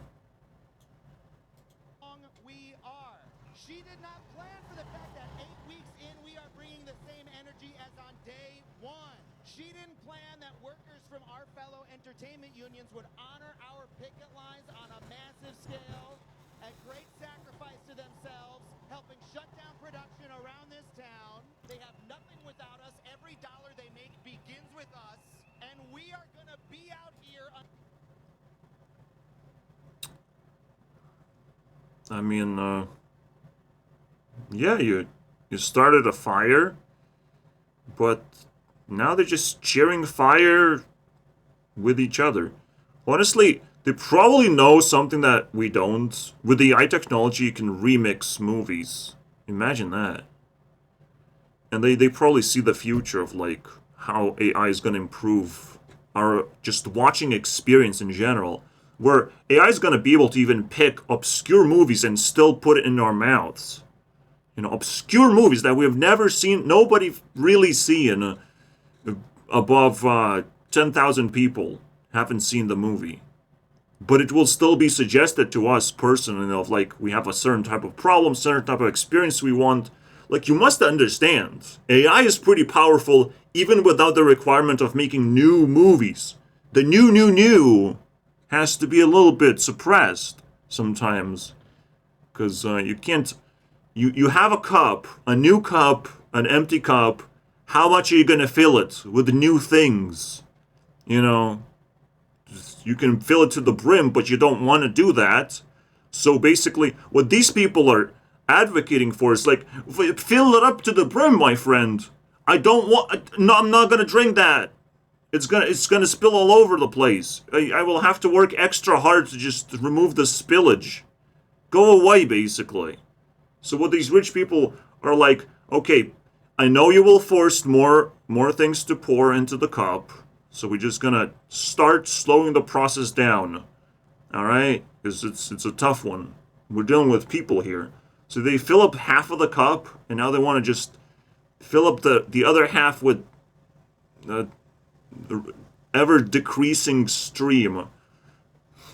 But these guys are trying to shut it down and be like, oh, you're gonna stop paying us and all that stuff. It's like, yeah, that's the point. Whatever demand is, you must understand what is demand for movies. What is the demand? And it's like, yes, but you get money, so that's the demand. You don't understand. Money is not end of all the things. Alright, millionaires get to just have safety with the money. They might not even spend all of it anyways. You know, it's all about how you spend money and not how much you have. It's how you spend it that kind of creates economic disparity in a way. How you spend it. If you spend it by trying to escape society, that's a little bit weird. But they seem to have declared war against society, and that's a little bit more respectable. I'm not gonna lie. I would be scared being a rich dude and just pissing off a bunch of people. Because that's a movie, man. That's a goddamn movie, bro. Wait, what the hell? Something that I think about sometimes when I have a benefit is I try to imagine, is this a benefit that everybody could have, or am I sitting in a first-class seat? You sit in a first-class seat and you're like, wow, this is nice. Exactly. Everyone should get to fly in the first-class seat. This is so, wow, I have so much legroom. Yeah. And then you realize, well, the reason that you have more legroom in first class is because everyone in the back has less. Because yeah, try some real jobs for a change. You do have, you know, some privileges, it seems like. Whatever he said. Something that I think about sometimes when I have a benefit. Beneficial privileges, let's put it that way. Oh my God, this is my favorite topic. Please go into this. There are a lot of things that were exported from Europe time-wise, right? Like through colonization, and that's one of them. One place's kind of scheme of seasons, right? Being imposed onto places that have, you know, not 4 seasons, might have like 12 seasons, or, you know, it depends on how you... So we gave you guys some ideas for movies. Europe deserves some credit, it seems like. Define a season. We experienced this in Los Angeles because our notion of seasons came from, you know, the westwards expansion of, you know, white Europeans from east to west. And if, you know, growing up where Whatever, it's just more dick suckery that I don't understand. You have 1 minute for the item. Thank you. My name's Adam Conover. I'm a writer. I live in the city of Los Angeles. Los Angeles is a great... Don't tell them where you live. They want to change everything, bro. Government just wants to toy with everything. Artists from around the world have flocked here for one reason, because this is the one place an artist can be paid fairly. From Faulkner, from Joan Didion to Jordan Peele, writers, actors, artists of all kind, we all came to Los Angeles because when our work made the studios billions in profit, they gave us a sustainable middle-class life in exchange. We bought houses, we patronized businesses, we powered Los Angeles into a great city, but over the past decade, the companies that employ us have broken that... He's just, you know, reciting shit to the government that I don't care about, honestly. CEO Fridays. Food only for CEOs and greedy billionaires. Oh, that's me. Here's some of my favorite clientele. We have Ted Sarandos here with his perfectly white teeth, and Reed Hastings. and here's about the minimum requirement of net worth that you need to eat here. This is money that these gents have taken right from the pockets of hardworking writers. Here, come look at our micro kitchen here. I want to show you. So billionaires like Sarandos and Hastings, they have different palates completely than us normal people. They like to eat things such as the blood of human writers, which pairs well with... You could have done this, kid, or you could have just shown how difficult it is to write things. Could have done that instead. But it showed the satire and parody of billionaires. Sweat and their tears, and all of their labor in general. Very, very long and unearned vacations, something that they like to embark on quite a... Mass layoffs, as you know, is a favorite of theirs. I like to serve them that. I mean, just build your own stuff. Now that you have a semi-unionizable group of people. Wow, just build your own thing. But again, unless they pick up and do some kind of work instead of just bitching around because they're privileged and they don't have any skills of actually building anything. So, well, good luck. It's just not gonna go well. You have provided us with resources. Imagine, like, you get a truckload of milk that doesn't get spoiled. You, like, freeze it or something. And then the cows just go, like, why are you not milking us? We're gonna attack you and stuff. And it's like, oh, I get some free meat too? Free meat for my lifetime? Meat for the rest of my lifetime, bro? Because cows are going nuts? Yeah, it's not gonna go well.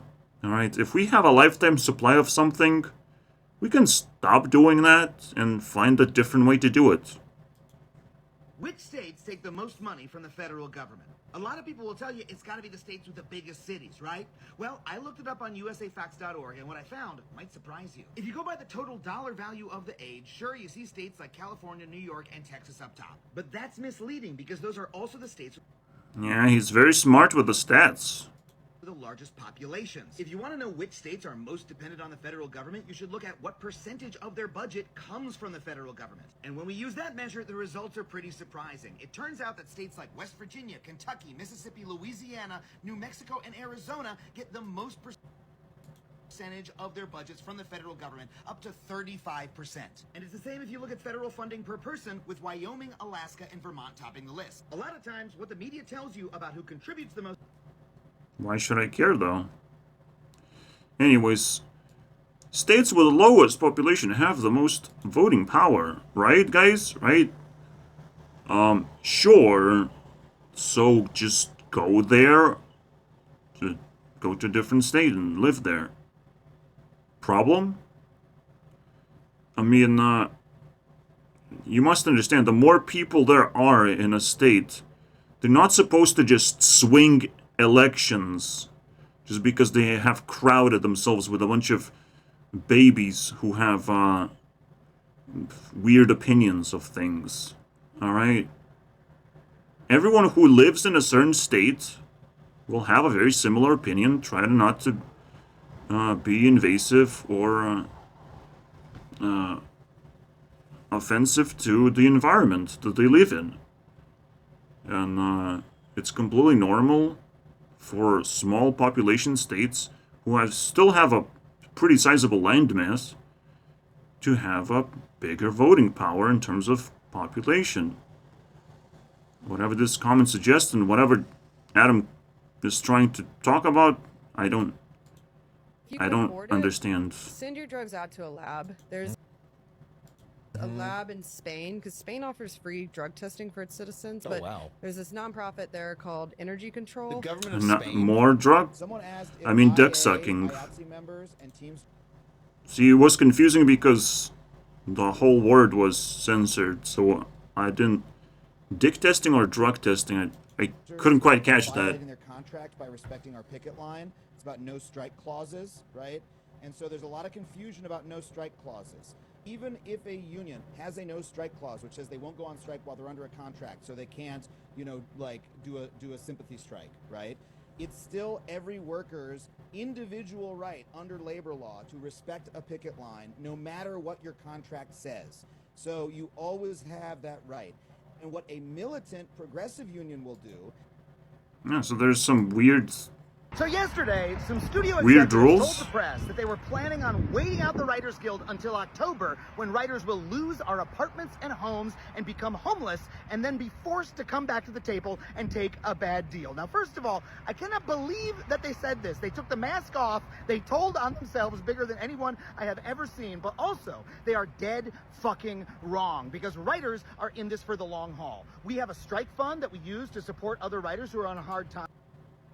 How long is that gonna last? We are raising money for crew members and other people. Raising money, so you're stealing money, right? That's how raising works. You raise villages, you know. Remember that saying. Raise villages. To loot is like looting, basically. It's looting people's self-esteem of like, I really want to help them. They're really like, they're really fighting a very important thing. I'm sure. Alright. We're just gonna get more YouTube videos.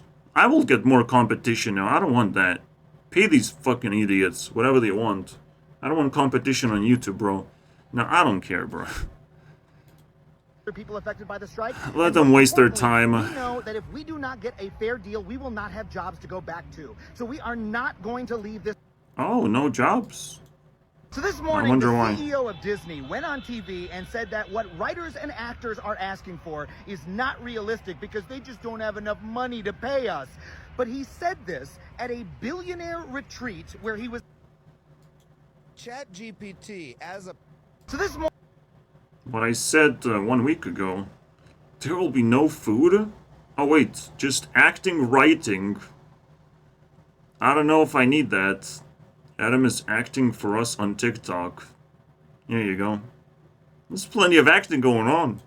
I don't know. ChatGPT as That was 1 week ago, is though. brilliant because I believe, based on my use of it, it's designed to make you think that there is a deeper intelligence behind it by producing text, which to a human, we really use language use as a sign of intelligence. If my dog could suddenly talk to me, I'd be like, oh my God, my dog is as intelligent as I am. The fact that my dog can understand a Fair couple enough. words I use as a sign of intelligence, right? And in so the some ways, fact your that- dog is actually Yeah. smarter because your dog, actually, I haven't met your dog, but dogs in general She's very smart. Are able. Everybody says that about their dog, but your above average dog, like all above average dogs, can navigate in the world, right? And Yes. can figure stuff out. It can go into new environments and figure out, how to swim or what to jump over or whatever. There's a kind of flexibility that your dog has that these machines don't. And just Why do we care about that? I'm emotional. That just makes me scared for dogs because they're now facing competition from AI. This is just such an incredible day. The Screen Actors Guild called a strike, and actors have joined us writers on the picket line. We've been on strike for 71 days, but now I'm on strike as an actor as well. I'm on double strike. And this is historic because the last time the actors and writers went on strike together was 1960, 63 years ago. And you know what we won in that strike? We won our pension and health plans. And Actors have to go on strike because, for obvious reasons, if everything starts with writers, actors are like, oh, I guess I have no script. That sucks. we won residuals for the first time. It was the most important negotiation in the history of Hollywood labor, and this... I will never understand any terminologies, what the residuals are. Will never understand anything at all. I'm not a money person, unfortunately. I just want to survive in a kind of calm manner. Why not?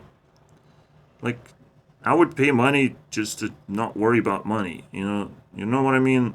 So, just not to know what residuals are would be very nice. And this But why do I have to work to remove things from society that makes no sense to me? You know? But that's why I have this YouTube channel where we talk about bullshit that's not supposed to exist at all. So, this whole thing not supposed to exist. We're coming to a close, though. Again, we are witnessing history here, and we are... You have no idea what the end game looks like, so we will not really understand what kind of turn of events is gonna... Just because something happened back in the day doesn't mean it will repeat once more.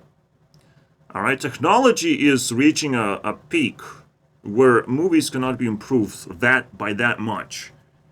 That we don't, again, need more content because we need to now research what can we find, what can we do. We have to respect what we already printed out. There's so many things that I don't even touch movies because they're kind of a different sort of experience. You need to prime yourself up.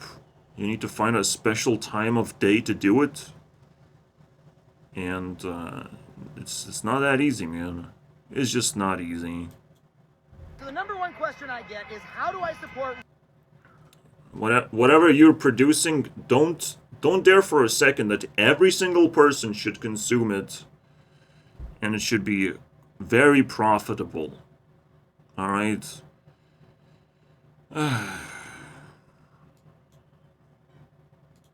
Writers and actors... Another thing, okay, so I might have exaggerated everything if you consider this one thing. So you need profit, right? You just take ownership of your movies and all that shit. You figure out how to distribute it. Figure out a platform to distribute movies for profit. Maybe Netflix is a little bit too greedy, so people can migrate to something else. You have to build a new platform where all these people can unite, can build something. You have to work, though. I told you. There's nothing that's gonna come out unless I start hearing solutions. Just because you're bitching about and you're looking for more people to join into your army, doesn't mean that your army has something to attack whatsoever, something to tackle. You have to work with your army. So far, it seems like it's just a black hole of waste of time. On strike. Do I cancel my streaming subscription? What do I do? Here's the answer. Neither the Writers Guild nor SAG-AFTRA is calling for a consumer boycott right now. Instead, we're asking people to do three things. One, post on social media, boost our message, say you stand with us. Number two, follow our strike rules. Do not do the work of a striking writer or actor. That's called scabbing. We have facts on our website that explain exactly what... He put it in such a confusing way that I didn't understood what that means. But scabbing is basically being an actor or a writer while these people are on strike. Alright? It's not about following specific rules. It's taking the role of actor or writer while this thing is going down. I say do scabbing. Because fucking capitalism, bro. If someone wants to scab, fuck it, bro. In fact, we're gonna see some cool actors and writers, potentially that way. Yeah, you know. You have to be able to fireproof yourself against everything and not just say what do and not to do. All right, you have to fight a fair fight over a chessboard. Members and what work we're asking them to refrain from. And finally, and most importantly, donate to the Entertainment Community Fund. And get your wallet drained. So what was the first point? No boycott. So it's like you can't really send a message with your money, but send us your money as well. And then don't earn money by scabbing. So basically he's trying to control the way you use your money, which is very, very manipulative, way more manipulative than any fucking CEO or, you know, the manager of great companies could have ever... Like, this is manipulation to the max. The maximum manipulation. This is a CEO of strikes. You know what? Who else CEO of strikes? Man, I'm calling Putin. We have a different type of pop land going on. Yeah. I found them. All right. Strike them right now. Okay, this is some of the worst union busting we have seen during the strike. Andrea, you're a strike captain here at Universal. Tell The me finale, what you've been boys. dealing with at this lot. Racism, by the way. Since May 2nd, when the strike began, and when we were here, it was a really good, safe place for us to demonstrate.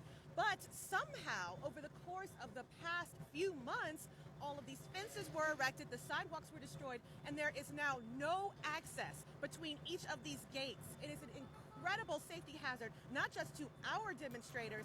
Oh no!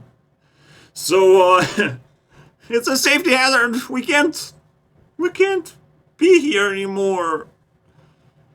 Fucking hell, bro. This is the most pathetic thing I have seen in a while, bro. This is like, holy moly. I am surprised what these people are doing and how they cannot debate anything because they don't have anything to debate with. And I get to see in the sidelines of like, well, I have an opinion. You'll have to pay for it. You'll have to find it. Just like a job that you're not even searching for. Just like me, so I can relate. We're best friends forever. Adam. I'm gonna lose some reputation for that one. Ding, ding, ding. Alright. I am very disappointed. Anyways, let's see what YouTube has to say. Just for the ending. Also, let's eat a candy first. Trick or treat capitalism. A capitalism form where you are being controlled and how you use your money. Isn't that fucking hilarious? Every single person. There's so many desperate attempts, like technologically wise, desperate attempts to steal your money. So many. Alright? We must understand what is important in this situation. Let's eat last one. AI not supposed to take our jobs, but the other way around. It literally enables people, employs them, and creates new jobs. Unless we use it in a stupid way, we need another a shadow economy to go viral. And there's so many people without jobs that could do something really, really useful right now. That could build something really powerful, especially where actors have and writers have so many ideas on how to do things. And to see them make pathetic strikes against billionaires, that is so pathetic. I don't want to watch movies like that. Whoever is the writers and actors for whatever movies they produce right now, they're just pathetic people that I don't want to see anymore. You know, just plow them out and about. I don't get to see them. Anyways, writers strike. Let's see what's in store. And as he talks about scare tactics, but then he says hardworking industry professionals who are busy campaigning for fair treatment and equitable wages. And if you live in places like LA or New York, then please consider joining the picket lines yourself in solidarity. And if you're thinking of crossing the picket lines to take this as your big chance to break into the industry, I don't know, buddy, maybe pump the brakes, because that's what's known as scabbing. And what does scabs ultimately do? Well, they're disgusting lumps of skin that dry up and fall off. Anyway, folks, yeah, that sounds pretty scary. That sounds like a scare tactic. And he's talking about billionaires using their scare tactics of like, oh, we don't need nobody, man. We're gonna make you homeless. You should be scared about that one. I wouldn't be scared about scabbing, to be honest. Just let people fucking deal with capitalism, bro. You want to destroy capitalism in America? Do you know what's gonna happen? What they want, America constantly wants to leech off capitalism and find like corrupted capitalism, and right now it's not working out for them because they think they deserve this job, but they don't. And if they create blockage for other people to get their jobs if they want it, and they call it scabs, they just created a word for bigotry, basically. Just translated bigotry into scabbing. That's not new, alright? America was doing that as well. Social shaming, because that's all they have. I would say, fuck it. You need money, you want to survive, you don't want to be homeless, let's go, baby. We need a good word for it, because scabbing is, like, really stupid. But, you know, you can call yourself hardcore capitalist. I want to work, I want to do something, I want to see from the inside how it looks like to do the job while everyone else is becoming homeless. That's what you have to say to yourself. There's no word that can describe this whole thing in a negative way. Alright? You need a good, respectable word for yourself, a respectable title, instead of being called a scabber. Whatever. You can see how many layers of manipulation these fucking people do when they're putting protest out. They're trying everything, but they're trying the laziest fucking tactics you have ever seen. Laziest tactics. They don't want to actually work. Clearly. They just want to do their thing. You know, that's not work. Work is whatever society actually needs, bro. Run. We have a problem. Essential contributors to make the machine run. Yeah. Let's go to Disneyland, kids. We have arrived to Disneyland. We have all these Disney princesses collected in my collection. We arrived, guys. Now you can go and be homeless or enjoy your life. Whatever you decide, baby. We have arrived successfully. If you don't have enough money, too bad for you. You were not invited into Disneyland in the first place. But it's just a whole slew of people being brought into Disneyland. Now just enjoy your own movies for once. I don't know, do something else. We have built it. We arrived. It's done. The machine doesn't need to work.